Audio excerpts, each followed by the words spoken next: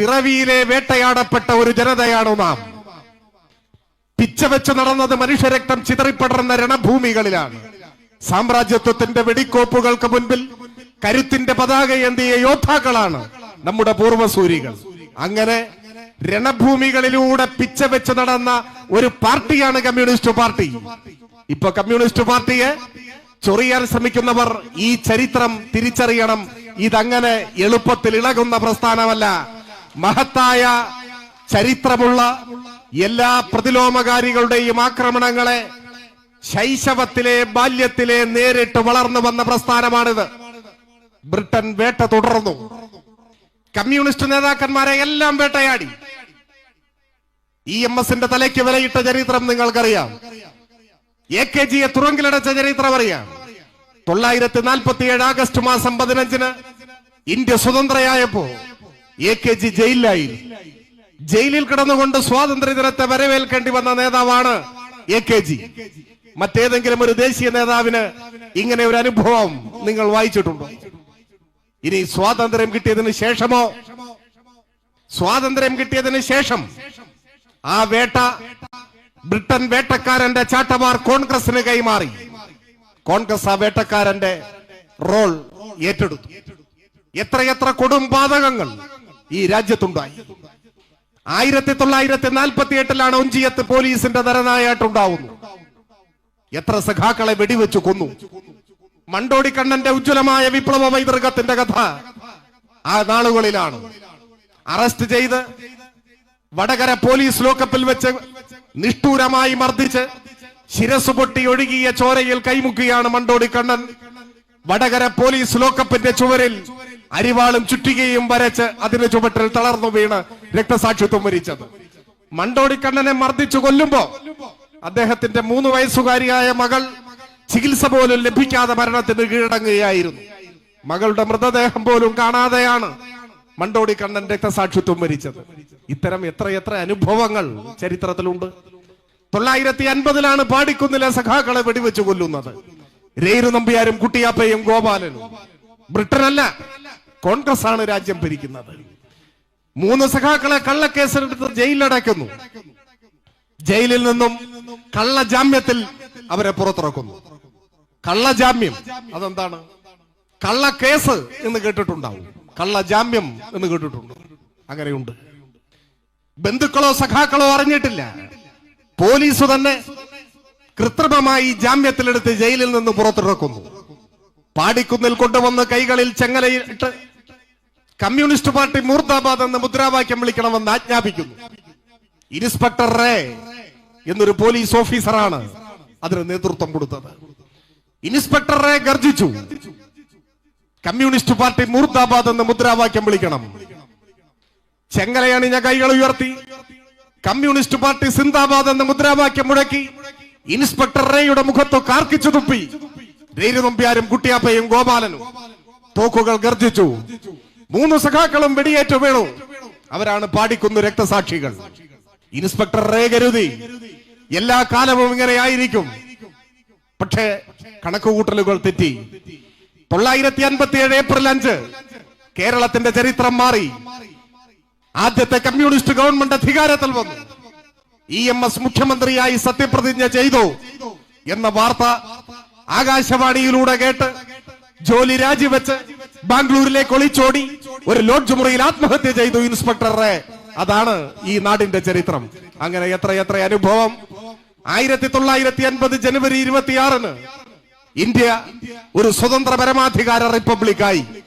ആ റിപ്പബ്ലിക്കായതിന്റെ 15ാം നാൾ സേലം സെൻട്രൽ ജയിലിന്റെ അനക്സിൽ കർഷക സമര പോരാളികളായ സഖാക്കളെ എത്ര പേരെയാണ് വെടിവെച്ചു കൊന്നത്. ജാലിയൻ വാലാബാഗ് ബ്രിട്ടന്റെ നരഹത്യയുടെ ഒരു സ്മാരകം എന്ന പോലെ ഇന്നും നാം ഓർക്കുന്നു.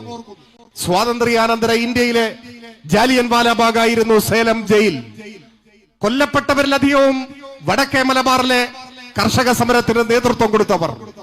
കർഷക സമര പോരാളികളെ അറസ്റ്റ് ചെയ്ത് സേലത്ത് കൊണ്ടുപോയി ജയിലടച്ചു. ആ ജയിൽ അനക്സിനുള്ളിൽ വെച്ച് സമരസേനാനികളായ സഖാക്കളെ തുരുതുര നിറയൊഴിച്ചു കൊലപ്പെടുത്തുകയായി. 22 പേർ കൊല്ലപ്പെട്ടു. 22 പേർ.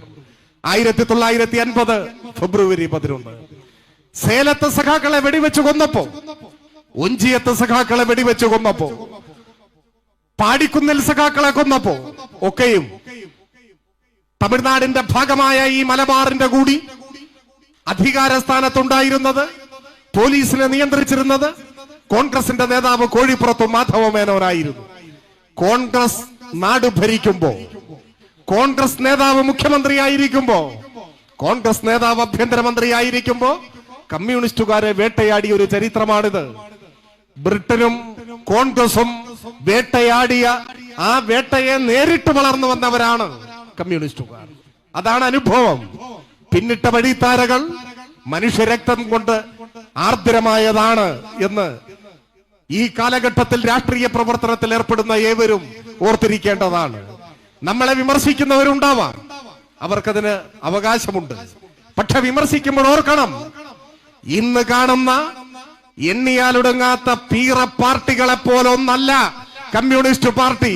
അത് ആകാശത്തോളം ഔദ്ധത്യമുണ്ടായിരുന്ന എല്ലാ പിന്തിരിപ്പൻ ശക്തിയോടും ഇഞ്ചോടിഞ്ചി ഏറ്റുമുട്ടി പടപൊരുതി വളർന്നു വന്നവരാണ്. ആ മഹത്തായ ചരിത്രത്തിന്റെ നേരവകാശികളായിട്ടാണ് ഇവിടുത്തെ കമ്മ്യൂണിസ്റ്റ് പ്രസ്ഥാനം വളർന്നു വന്നത്, മുൻപോട്ട് വന്നത്. ആ അനുഭവം നമ്മുടെ മുൻപിൽ വഴികാട്ടിയായി ഉണ്ട്. ഇപ്പോ ചില ആളുകൾ പറയുന്നുണ്ട്, നമുക്കെതിരായ ആക്രമണം ശക്തിപ്പെട്ടുകൊണ്ടിരിക്കുകയാണ്. പാർട്ടിക്കെതിരായ ആക്രമണം. വലതുപക്ഷവും മാധ്യമങ്ങളും ഒരുമിച്ച് കൈകോർത്ത് നിൽക്കുന്നു. ഇതൊരു പുതിയ അനുഭവമല്ല. പുതിയ സഖാക്കൾക്കൊരു പക്ഷേ പഴയ കാര്യങ്ങൾ സ്വാനുഭവത്തിൽ ഉണ്ടാവില്ല, പക്ഷെ ചരിത്രത്തിന്റെ ഭാഗമാണ്. ഏതു കാലമാണ് നമുക്കെതിരെ ആക്രമണം ഇല്ലാതിരുന്നത്? അങ്ങനെ ഒരു കാലം ഉണ്ടായിട്ടില്ല. ഇപ്പോ മാധ്യമങ്ങളുടെ ആക്രമണം. ഏതു കാലത്താണ് മാധ്യമങ്ങൾ ആക്രമിക്കാതിരുന്നത്? പണ്ട് ടെലിവിഷൻ ചാനലുകൾ ഉണ്ടാവില്ല, വൈകുന്നേരത്തെ ചർച്ചകൾ ഉണ്ടാവില്ല, പക്ഷെ അച്ചടി മാധ്യമങ്ങൾ അതിരൂക്ഷമായി ആക്രമിച്ചിട്ടില്ലേ?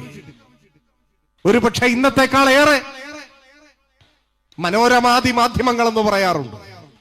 അതിൽ എല്ലാ പ്രമുഖ മാധ്യമങ്ങളും പെടും. എന്ത് നിലപാടാണ് സ്വീകരിച്ചിരുന്നത്?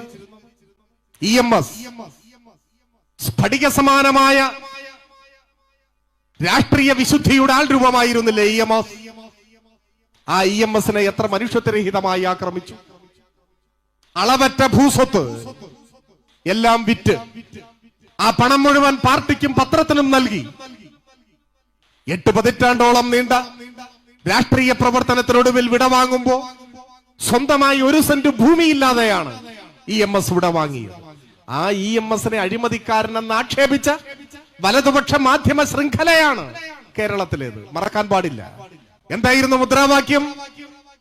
നേരാണേ നേരാണേ, കട്ടത് ജോർജാണേലും EMSനും ഒരു പങ്കുണ്ട്, EMSനൊരു പങ്കുണ്ട്, AKGക്കും ഒരു കൈയുണ്ട്. അതായിരുന്നു മുദ്രാവാക്യം. EMSനെ അരിക്കള്ളനെന്ന് ആക്ഷേപിച്ചത് ഈ ചരിത്രത്തിന്റെ ഭാഗമാണ്. അരിക്കള്ളൻ. ഒരു സംസ്ഥാനത്തെ ജനങ്ങളെ മുഴുവൻ പോറ്റാൻ മാത്രം നെല്ല് കൃഷി ചെയ്യുന്ന കൃഷിയിടം വിറ്റ പണം ദാനം നൽകിയ നേതാവിനെയാണ് ആക്ഷേപിച്ചത്. പട്ടാമ്പിയിലെ പട്ടി എന്ന മുദ്രാവാക്യം വിളിച്ചത് കോൺഗ്രസ് ആണ്, അല്ലേ? EMSനെ നായയായി ചിത്രീകരിച്ച, കാർട്ടൂൺ പ്രസിദ്ധീകരിച്ച പത്രത്തിന്റെ പേര് മാതൃഭൂമി എന്നാണ്. ഇപ്പോഴും പത്രങ്ങൾ നല്ല ആക്രമണം നടത്തുന്നുണ്ട്, പക്ഷെ അങ്ങനെ ഇപ്പൊ ഒരു പത്രം ചെയ്യൂ? ഇല്ല. ആ ഒരു കാലം കഴിഞ്ഞു. അപ്പോ ഇന്നത്തേതിനേക്കാൾ മനുഷ്യത്വരഹിതവും നീചവുമായ ആക്രമണങ്ങളെയാണ് മൺമറഞ്ഞു പോയ നമ്മുടെ മഹാരഥന്മാരായ നേതാക്കന്മാർ നേരിട്ടത്. സഖാവ് കൃഷ്ണപിള്ള കൊള്ളാവുന്ന കുടുംബങ്ങളിലെ ചെറുപ്പക്കാരെ വഴിതെറ്റിക്കുന്ന തെമ്മാടി എന്ന് മുഖപ്രസംഗം എഴുതിയ പത്രം കേരളത്തിലുണ്ട്. AKG രോഗാതുരനായി ആശുപത്രിയിൽ മരണാസന്നനായി കിടക്കുമ്പോൾ ആ ആശുപത്രിയുടെ മുന്നിൽ കൂടി നിന്ന് കാലൻ വന്ന് വിളിച്ചിട്ടും പോകാത്തതെന്തടോ ഗോപാല എന്ന് മുദ്രാവാക്യം വിളിച്ച സംഘടനയുടെ പേര് യൂത്ത് കോൺഗ്രസ് എന്നാണ്. മനുഷ്യത്വമുള്ളവർക്ക് ചിന്തിക്കാനാവൂ. അതാണ് ഇന്നലകളിൽ നാം നേരിട്ട ആക്രമണത്തിന്റെ ഒരു ചിത്രം. ആ AKGയെ മൺമറഞ്ഞ് പതിറ്റാണ്ടുകൾ കഴിഞ്ഞിട്ടും അടുത്ത കാലത്തും വ്യക്തിഹത്യ നടത്താൻ, സ്വഭാവഹത്യ നടത്താൻ ആളുണ്ടായില്ല. അതാണ് കോൺഗ്രസ്. അഴീക്കോടൻ രാഘവൻ, അഴീക്കോടൻ രാഘവനാണ് കേരളത്തിന്റെ രാഷ്ട്രീയ ചരിത്രത്തിൽ കൊല ചെയ്യപ്പെട്ട ഏറ്റവും ഉന്നത ശീർഷനായ നേതാവ്. അന്നത്തെ മുന്നണിയുടെ കൺവീനറായിരുന്നു അഴീക്കോടൻ രാഘവൻ. 1972 സെപ്റ്റംബർ 23 തൃശൂർ ചട്ടിയങ്ങാടിയിൽ വെച്ച് കുത്തിമലർത്തി അഴീക്കോടനെ. അഴീക്കോടൻ ജീവിച്ചിരുന്ന ഓരോ നിമിഷവും എത്ര ഹീനമായ വേട്ടയ്ക്ക് വിധേയനായി, എന്തൊക്കെ കഥകൾ പ്രചരിപ്പിച്ചു, അപവാദങ്ങൾ.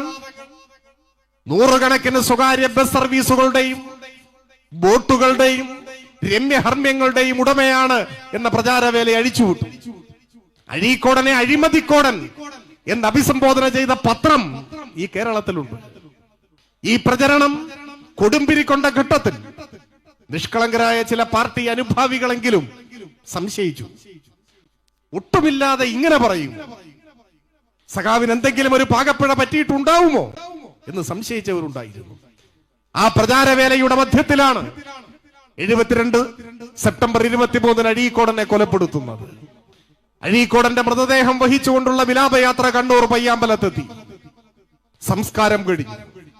സർവകക്ഷി അനുശോചന യോഗം ചേർന്നു.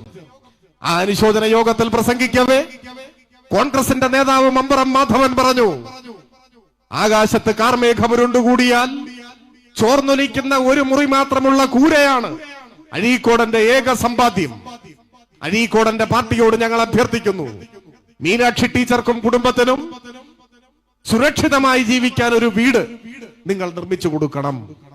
അന്നാണ് കേരളം അറിഞ്ഞത്, സ്വന്തമായി ഒരു വീട് പോലും ഇല്ലാത്ത നേതാവിനെയാണ് ആ നിമിഷം വരെ വലതുപക്ഷവും മാധ്യമങ്ങളും വേട്ടയാടിയത്. ഈ കൊടും ക്രൂരതകൾക്കിരയായ പാർട്ടിയാണ്, നേതൃത്വമാണ് നമ്മുടേത്. അങ്ങനെ എത്ര അനുഭവങ്ങൾ. അപ്പൊ ഇപ്പോഴത്തെ ആക്രമണങ്ങളിൽ പുതുമയില്ല, ഇത് പുതിയതല്ല. ഇതിനേക്കാൾ കഠിനമായതിനെ നേരിട്ട് കടന്നു വന്നതാണ് ഈ പ്രസ്ഥാനം. പക്ഷെ ഇപ്പോ ആക്രമണത്തിന് പ്രത്യേകമായ ഒരു പശ്ചാത്തലമുണ്ട്. അതെന്താണ്? തുടർ ഭരണം. അതാണ് പ്രശ്നം. 2021 തിരഞ്ഞെടുപ്പിനെ നേരിടുന്ന ഘട്ടത്തിൽ ഇടതുപക്ഷം വീണ്ടും അധികാരത്തിൽ വരും എന്ന് നമ്മളെ എതിർക്കുന്നവർ കരുതിയിട്ടുണ്ടോ? ഇല്ല. ഇല്ല എന്ന് മാത്രമല്ല, കേരളത്തിലെ ഒരു മാധ്യമം 2021 മെയ് മാസം 2-ാം തീയതിയാണ് തിരഞ്ഞെടുപ്പിന്റെ റിസൾട്ട് അറിയുന്നത്. മെയ് മാസം 1-ാം തീയതി ഒരു വാർത്ത പുറത്തുവിട്ടു. ആ വാർത്ത ഇങ്ങനെയായിരുന്നു: മുഖ്യമന്ത്രി സ്ഥാനം സംബന്ധിച്ച് ധാരണയായി. ഏത് മുഖ്യമന്ത്രി സ്ഥാനം? കേരളത്തിന്റെ മുഖ്യമന്ത്രി സ്ഥാനം സംബന്ധിച്ച് ധാരണയായി. ആര്? കോൺഗ്രസിൽ ധാരണയായി. മനസ്സിലായോ? 2-ാം തീയതി വോട്ടെണ്ണി കഴിഞ്ഞാൽ അധികാരം കിട്ടും. അപ്പൊ ആരാവണം മുഖ്യമന്ത്രി? വലിയ തർക്കമായിരുന്നു. ആ തർക്കം പരിഹരിച്ചു എന്ന വാർത്തയാണ് കോൺഗ്രസിന്റെ മനസാക്ഷി എന്നും സൂക്ഷിക്കും എന്ന് കരുതപ്പെടുന്ന മാധ്യമം പുറത്തുവിട്ടത്. അവർ പറഞ്ഞു, ആദ്യത്തെ 2.5 വർഷം ഉമ്മൻചാണ്ടി, പിന്നത്തെ 2.5 വർഷം രമേശ് ചെന്നിത്തല. അങ്ങനെ സൗഹാർദ്ദമായി പ്രശ്നം പരിഹരിച്ചു. അപ്പൊ അങ്ങനെ മുഖ്യമന്ത്രിയാകാൻ, മന്ത്രിസഭ ഉണ്ടാക്കാൻ, അധികാര സ്ഥാനങ്ങൾ ഏറ്റെടുക്കാൻ തയ്യാറായി. അങ്ങനെ തയ്യാറായി വരുന്നവരെ ആശീർവദിക്കാൻ തയ്യാറായി നിന്ന മാധ്യമ വൃന്ദവും നിൽക്കുമ്പോഴാണ് അവരുടെ മനസ്സിൽ ഒരു ഇടിത്തീ പോലെ തുടർ ഭരണം വരുന്നു. അതും 99 സീറ്റ് നേടി. കേരള രാഷ്ട്രീയത്തിന്റെ ചരിത്രത്തിൽ അപൂർവങ്ങളിൽ അത്യപൂർവമായ ഒരു രാഷ്ട്രീയ സന്ദർഭം. അതിനുശേഷം കോൺഗ്രസിന്റെ ഒരു ഇൻഹൌസ് മീറ്റിംഗിൽ, KPCCയുടെ ഏതോ ഒരു യോഗത്തിൽ സുധാകരൻ പ്രസംഗിച്ചു അത്രേ. അങ്ങനെയാണ് ചില മാധ്യമങ്ങൾ റിപ്പോർട്ട് ചെയ്തത്. എന്ത്? തുടർഭരണം വന്നതോടെ കോൺഗ്രസ് പ്രവർത്തകരുടെ സമനില തെറ്റിയിരിക്കുന്നു എന്ന് അദ്ദേഹം തന്നെ പറഞ്ഞു അത്രേ. പറഞ്ഞത് സുധാകരനാണെങ്കിലും അത് സത്യമാണ്. പൊതുവിൽ അങ്ങനെയെല്ലാം നമുക്കറിയാം. പക്ഷെ അക്കാര്യം സത്യമാണ്. അത് കോൺഗ്രസ് പ്രവർത്തകരുടെ മാത്രമല്ല, നേതാക്കന്മാരുടെ ആകെ. ഒപ്പം അവരെ പിന്തുണച്ചുകൊണ്ട് ഇടതുപക്ഷത്തെ ആക്രമിക്കുന്നവരുടെ എല്ലാം സമനിലയിൽ കാര്യമായ പ്രശ്നം ഉണ്ടായിരിക്കുക. പലരുടെയും സമനില തെറ്റുന്നതാണ് വന്നുകൊണ്ടിരിക്കുന്ന പല വാർത്തകളും സൂചിപ്പിക്കുന്നത്. അത് കഴിഞ്ഞോ അനുനിമിഷം കേരളം കടന്നുപോകുന്ന ഘട്ടങ്ങൾ എന്തൊക്കെയാണ്? വൻകിട വികസന പ്രവർത്തനങ്ങൾ മുതൽ വ്യക്തിഗത ഗുണഭോക്താക്കൾക്ക് അനുഭവവേദ്യമായ ക്ഷേമ പ്രവർത്തനങ്ങൾ വരെ. ഗെയിൽ പൈപ്പ് ലൈൻ യാഥാർത്ഥ്യമാവുന്നു. പവർ കട്ടില്ലാത്ത ഇന്ത്യൻ സംസ്ഥാനമായി കേരളം മാറുന്നു. നിങ്ങൾ 10 വയസ്സായ ഒരു കുട്ടിയോട് പവർ കട്ടെന്ന് ചോദിച്ചോ, അയാൾക്ക് ആ കുട്ടിക്ക് അറിയുന്നുണ്ടാവില്ല. കാരണം അവന്റെ 2ാം വയസ്സിൽ കേരളത്തിൽ അതില്ലാതായി. 8 കൊല്ലമായി പവർ കട്ടില്ല, ലോഡ് ഷെഡിംഗ് ഇല്ല. ഉമ്മൻചാണ്ടി കേരളത്തിന്റെ മുഖ്യമന്ത്രി ആയിരുന്നപ്പോഴോ ആദ്യം അരമണിക്കൂർ കട്ട്, പിന്നെ 1 മണിക്കൂർ കട്ട്, പിന്നെ അപ്രഖ്യാപിത കട്ട്. എന്ന് വെച്ചാ വന്നാ വന്നു, അതാണ് കറണ്ട്. വ്യവസായങ്ങൾക്ക് 100% പവർ കട്ട് ഈ കേരളം. ഇപ്പോ ഗവൺമെന്റിനെ വിമർശിക്കുന്നവർ ഇത് ഓർക്കുന്നില്ല. പവർ കട്ടിന്റെയും ലോഡ് ഷെഡിങ്ങിന്റെയും നാടായ കേരളത്തെ പ്രകാശത്തിന്റെ വീഥിയിലേക്ക് നയിച്ചു ഈ ഗവൺമെന്റ്.